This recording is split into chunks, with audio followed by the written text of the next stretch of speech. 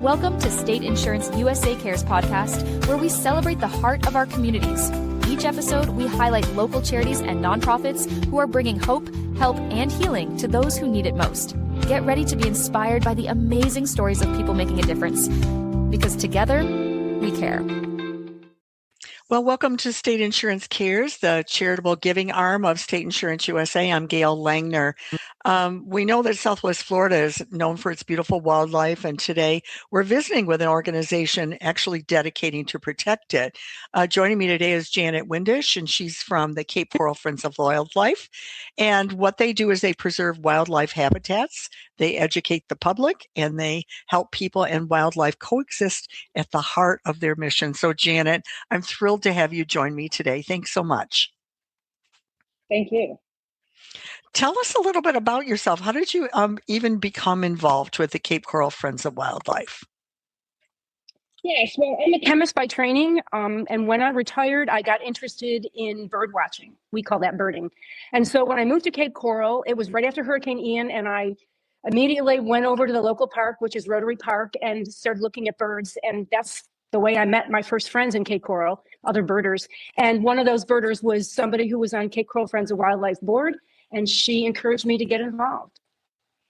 Oh, what an interesting way. Where are you from originally? Philadelphia and Buffalo, New York. Oh, Philly. I'm actually from Bucks County, so not too far from Philly, that's for sure. For those that aren't really familiar at all with the organization, could you tell our listeners what is Cape Coral Friends of Wildlife? Sure. So we were founded in 2001, and we are an all-volunteer organization. We've got about 500 members, and we are dedicated to preserving and protecting the wildlife in Cape Coral and its habitat, and also to educate the community about wildlife. And I also want to mention, we say we're an all-volunteer organization. Our volunteers put in over 10,000 hours last year in volunteering. So we're really a very strong volunteer organization. That is incredible. You know, haven't you really found since you've been here, Janet, that Southwest Florida, so many generous people doing so many wonderful things. Don't you agree? Absolutely. And, I found being in Friends of Wildlife, some folks are so passionate about the wildlife. They really love it and put in lots of hours and go over really go above and beyond to protect the wildlife. Right. What kind of wildlife, different kinds of wildlife do you protect? So we started out protecting burrowing owls. Burrowing owls are native to Florida. They're considered a protected species in the state of Florida. We started out in 2001 when neighbors noticed that there were burrowing owl burrows in the empty lots across the street from them, and they weren't marked at that time. No one was paying attention. And Cape Coral empty lots are mowed by the city to keep the city neat and tidy. And so these great big lawnmowers couldn't see the owl burrows, and so they would run over them. And so this group of volunteers started to to mark them off and to trim around them, and that's how it started. So certainly we continue to work with burrowing owls. We have volunteers who mark burrows. We have a hotline that people can call if they have any concerns, and our volunteers go out immediately to check on the owls. So burrowing owls are probably the way that we started, and we're known for that. Cape Coral has more burrowing owls in our city than any other place in the state of Florida. Wow. We also protect gopher tortoises. These are also native species to Florida. They can live to be 50 years old. Right. They're considered keystone species because their burrows are used by over 300 other species. So they're really the success of the gopher tortoises impacts 300 other species at least. That's incredible. So there's these burrows around the city that we mark and protect those. Purple martins are birds that live in South America in the winter, and they come up here for the summer, and they don't have any natural habitat left. So they mainly subsist on purple martin colonies that are put up by humans. And these look like gourds. Have you ever seen like a rack of these things that look like gourds? You see them in parks and in people's yards. Yes, those are purple martin colonies. Interesting. So we maintain one of those. We maintain one at Serenia Vista Park, and we help with one at a local elementary school. We have a butterfly house where we cultivate butterflies. We educate the community because the butterfly house is open to the public. And then we also set the butterflies free so that they populate, the neighborhoods. And we give larvae and butterflies to neighbors who have habitat in their yard for the butterflies. So we're, really spreading the butterfly population. That was really important after Hurricane Ian because the zebra longwing, which is the Florida state butterfly, was really, the population was decimated after the hurricane. You didn't see them. And so our volunteers cultivated a lot of zebra longwings, and we're starting to see them back in Cape Coral now. That is wonderful. Yeah. So a couple more species I want to mention. We have an osprey monitoring program, which is new this year. So we're going to be looking at, documenting osprey nests and the chicks that come from them. We do some monitoring of habitat of little blue herons and other wading birds, some bald eagles as well. Okay. Wow. That's great.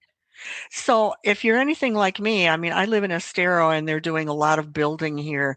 Do you see that the building as Cape Coral is building up, that you have more wildlife that you need to protect? I always think about where are they going to go? Where are the bears going to go? Where are the panthers going to go? Absolutely. That is the biggest challenge right now. And the burrowing owls, they started living here in Cape Coral because after the land was developed, wide open spaces with sandy soil were left, and a lot of burrowing owls moved into the empty lots. And now empty lots are being developed very, very quickly. Sure. So it is one of our biggest challenges. What we're doing is we raise money to purchase and acquire land to be preserved for habitat. And that's in conjunction with Cape Coral Wildlife Trust, which is the organization that actually owns the land. There's other things that we can do, like we're encouraging the residents, if you see there's a burrowing owl nest across the street from you and it looks like that someone's going to build there, you can put what we call a starter burrow in your yard. You basically dig a hole, you put a perch there, and if burrowing owls' nests are disturbed due to building, they'll move in. They want to stay where they live, so they're going to stay close. So we call these starter burrows. It's been very successful. We started over 60 burrows this year so far, and so that's another one of the approaches besides land acquisition that we are employing to try to combat the effects of development. Okay. We just talked about money. How do you raise funds? Yeah, so our biggest fundraiser of the year is, we call it the Burrowing Owl Festival Wildlife and Environmental Exposition. It's always held on the third or the last Saturday in February. So in 2027, it's going to be February 27th, 2027. It's a large festival. We invite over 40 other environmental organizations to come and put on an expo there. So it's highly educational. But we also have a silent auction. We sell our merchandise and lots of other fun things. So that's our biggest fundraiser of the year. We have other events. We also encourage people to donate. We have a program called Adopt an Owl. So it's a great little gift. So if you can adopt an owl, and then depending on your giving level, you'll also get some merchandise like a hat and a certificate. It's a nice little gift, especially for someone who has everything, but you can give them the gift of being able to support the burrowing owls and the other wildlife. Is that on your website, Janet? Can they do that on your website? Okay. Yep, absolutely. Yeah. And what is your website, as long as we're talking about it? It's ccfriendsofwildlife.org. ccfriendsofwildlife.org. Okay, great. As a normal homeowner in Cape Coral, or any of us here in Lee County, what can we do really to be better with the local wildlife? How can we help? Yeah, so I already mentioned that you can put in a starter burrow if you would like.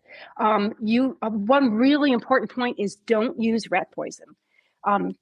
There are lots of alternatives. Rat poisons, the current generation of rat poisons, rats will eat that poison and it takes them a couple of days to die. They will be out in the environment and other animals will eat them. And there's secondary poisoning of owls, hawks, eagles even. So there's safer alternatives, and you can go to our website to learn about that. Don't use or try to reduce or eliminate the use of fertilizers and insecticides on your lawn. Okay. You can also plant native species. They attract local wildlife. They're great for the butterflies. They're drought resistant, so they need less water. And certainly donate or volunteer for Cape Coral Friends of Wildlife. Well, I was just going to ask you, that was going to be my very next question. Volunteer. What if someone would love to volunteer with you? Are there a number of specific hours that they need to commit to, or how does that work? Yeah, so we're super flexible, and you can sign up to volunteer. If you go to our website on the upper right-hand corner, it says volunteer, and you can go in there and you can see what's available. But I do want to talk about, there are some individual events where we need somebody just for a day, and then there's opportunities that are ongoing. So one-day activities are things like volunteer for the Burrowing Owl Festival. That one day we need at least 150 volunteers. Wow. So it's a huge commitment. I'm the volunteer coordinator for that, so I'm always beating the bushes for volunteers. So please, consider that. We have another educational event. It's called Wild About Wildlife. And that is going to be on October 3rd in 2026. This is our only second time we've held it. This is an educational, hands-on, fun, interactive event just for students. So we're really reaching out to educate the next generation. We need some volunteers for that one as well. A lot of our volunteers, our regular volunteers, are snowbirds. So this event is in October, so some of them won't be back yet. So if you live in Florida year-round, or you're here in October and you can give a couple hours to us on that day, that would be wonderful. And then if you want to do some ongoing work, you can volunteer to be one of these volunteers who works in the field, monitoring the burrowing owl burrows, trimming around them. We go around and make sure that stakes haven't fallen down and they're cleared. We need volunteers to work with those purple martins I told you about. We're going to need volunteers to monitor the ospreys. And we need people to help plan events, to be on our board, to run for office. We also have a group of people who like sewing. We just got a truckload of fabric donated. And what we do is we make reusable fabric bags for the Burrowing Owl Festival, so we don't use plastic bags. So we need people who like to sew, or like to, in addition to bags, you can make other crafty items, which we can use for the Burrowing Owl Festival. That is wonderful. And what a diverse different types of opportunities. So that's really great. Before we go, Janet, is there anything we haven't talked about today you would really like our listeners to know about the Cape Coral Friends of Wildlife? No, just reiterate that we're all volunteer. We would love to have you join us. We would love to have you donate.